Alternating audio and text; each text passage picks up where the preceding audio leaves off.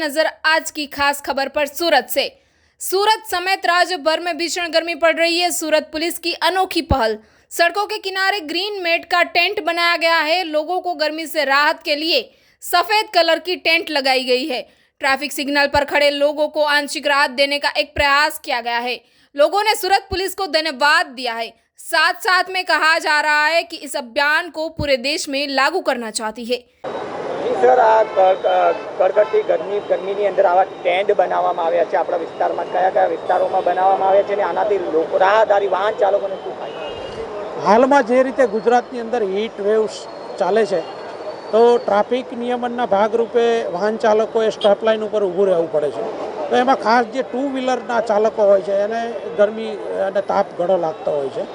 મહેરબાન police commissioner Surat સાહેબનાઓએ જે સૂચના આપેલી તે અનુસંધાને અમે લોકોમાંથી ડોનર શોધી અને સ્ટોપ લાઇન ઉપર આ મંડપ બનાવેલા છે કે જેથી કરીને જે સ્ટોપ લાઇન ઉપર ટુ વ્હીલર ખાસ કરીને ઊભા હોય છે એને તાપમાંથી રાહત મળે।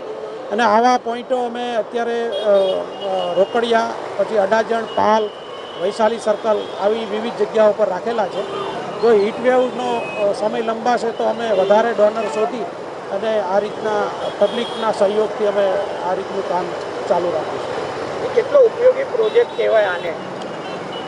આ પ્રોજેક્ટ એવું છે કે જે વ્યક્તિ ધૂપના કારણે સિગ્નલ ભંગ કરવાની કોશિશ કરે અથવા તો નીકળી જવાની કોશિશ કરે તો એવી વ્યક્તિને પોતાની રાહત મળશે, એટલે પોતે નિયમનું પણ પાલન કરશે અને પોતાને તાપથી પણ બચાવશે। એટલે ખૂબ સારો કોન્સેપ્ટ છે।